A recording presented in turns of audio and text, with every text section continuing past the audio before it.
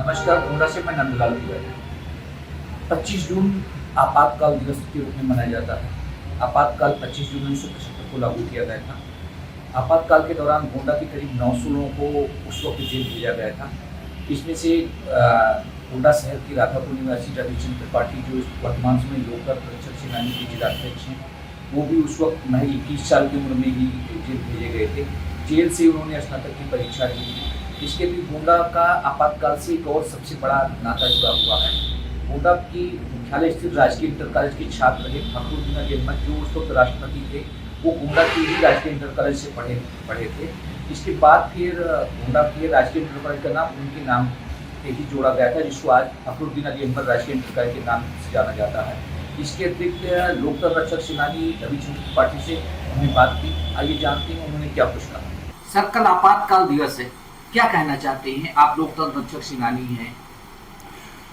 अब आपातकाल के दिवस के अवसर पर यह काला दिन था, देश के लिए दुर्भाग्यपूर्ण दिन था, देश की आज़ादी को निगल जाने वाला दिन था, देश के प्रेस की स्वतंत्रता को निगल जाने वाला दिन था, भारत माँ के मत्थे पर कलंक लगाने वाला दिन था। और यह दिन अब भविष्य में कभी ना आवे, यही हम कहना चाहते हैं। उस वक्त क्या माहौल था?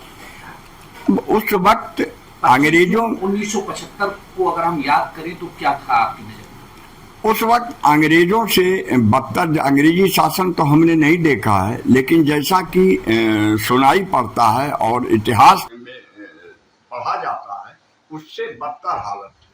कोई अब अपनी जुबान नहीं खोल सकता था, कोई प्रेस सरकार के जुल्म के खिलाफ, महंगाई के खिलाफ, भ्रष्टाचार के खिलाफ, बेरोजगारी के खिलाफ समाचार नहीं लिख सकता था और तमाम ऐसी बातें थी। कोई स्वच्छंद होकर के अपना बिजनेस नहीं कर सकता था, कोई स्वतंत्रता पूर्वक कहीं उठ बैठ नहीं सकता था। यही सारी पाबंदियां देश के मूलाधिकारों का हनन कर लिया गया था, जनता के मूलाधिकारों का जो है हनन कर लिया गया था, जनता के लोकतंत्र, देश के लोकतंत्र का अपहरण कर लिया गया था, देश की आज़ादी को पुनः कुचल दिया गया था अपनी सत्ता बचाने के लिए।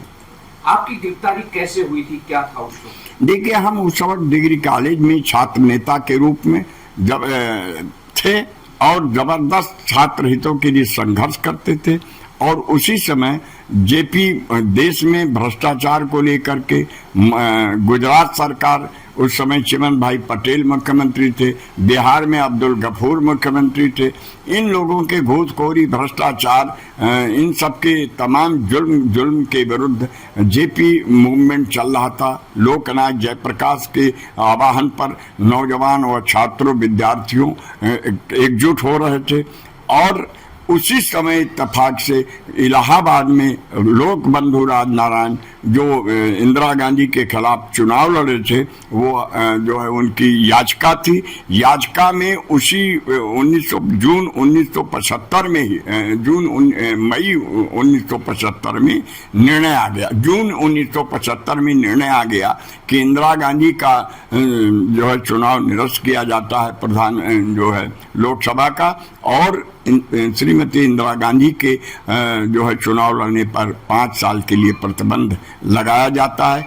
इसी आंदोलन से डर करके और उसी निर्णय से बौखला करके श्रीमती इंदिरा गांधी ने देश पर अपनी सत्ता को बचाने के लिए जबरदस्ती आपातकाल, उस समय के मंत्रियों से भी कोई मंत्रणा नहीं ली गई थी और तमाम सीनियर मंत्री थे, कोई मंत्रणा न लेते हुए तानाशाही के बदौलत श्रीमती इंदिरा गांधी ने आपातकाल थोप दिया 25 जून सन 1975 के 12 बजे रात में।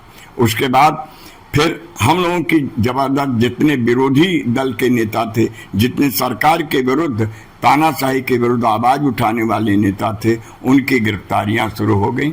और उसी क्रम में छात्र नेता के रूप में जेपी मूवमेंट के जिले में छात्र युवा संघर्ष वाहिनी के संयोजक के रूप में हमारी गिरफ्तारी हुई। कैसा जेल का उस वक्त का माहौल कैसा था? जेल का माहौल उस समय भी तनावपूर्ण था, डरावना था। कोई भी जेल के अंदर DIR और मीसा का बंदी आपातकाल के तहत जो जेल भेजा गया था, उसको वहां के कैदियों से मिलने नहीं दिया जाता था, वहां बाहर बैरक से बाहर नहीं निकलने दिया जाता था। उसी बैरक के अंदर, मैदान के अंदर, अलगड़े के अंदर आप रहिए, वहीं आप खाना खाइए, वहीं आप रहिए, किसी से बात मत कीजिए। कोई समाचार बाहर का नहीं मिलता था, ना तो पेपर पढ़ने को मिलता था, ना रेडियो से कोई समाचार सुनने को मिलता था। ये लगता था कि शायद अब बाहर का सूरज, हम लोग आज़ादी का सूरज बाहर जा। वर्तमान स्थिति में एक महसूस हम सरकार, मुलायम सिंह सरकार को माने, 2006 में तत्कालीन सरकार मुलायम सिंह जी की थी। उन्होंने, चूंकि वो लोग भी जेल में थे और जेल में जाने के कारण उन्होंने लोकतंत्र सेनानियों को, देश को दूसरी आज़ादी दिलाने वाले संघर्षशील सेनानियों को का दुख दर्द समझा।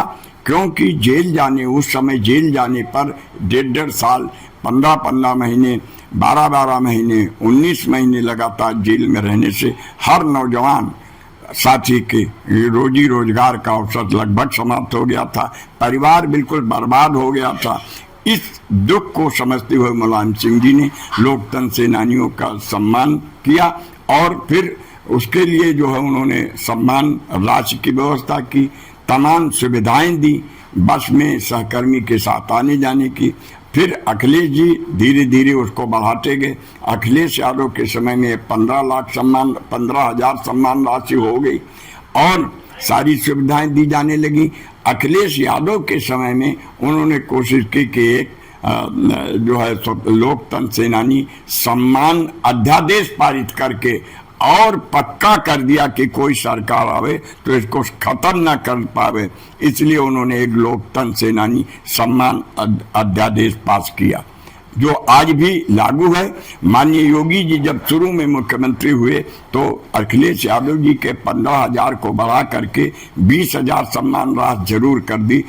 लेकिन हम दुख इस बात का है कि कोई भी लोकतंत्र सेनानी देश के सम्मान के लिए, देश की आजादी के लिए, अपने सम्मान के लिए, अपने स्वाभिमान के लिए मरता है, सम्मान राशि के लिए नहीं मरता है कि खाली सम्मान राशि दे दो। सम्मान ये सरकार या इनका जिला प्रशासन लोकतंत्र सेनानियों का कहीं किसी भी स्तर पर न तो सम्मान कर रहा है और सम्मान राशि के अलावा बस में आने जाने की सुविधा के अलावा सम्मान अध्यादेश के अनुसार हमको अस्पताल में दवा का फ्री इलाज की सुविधा मिलनी चाहिए। अगर आप ये वीडियो YouTube पर देख रहे हैं तो हमारे चैनल को सब्सक्राइब करें और बेल आइकन को दबाना ना भूलें। अगर आप Facebook पर ये वीडियो देख रहे हैं तो हमारे पेज को लाइक करें।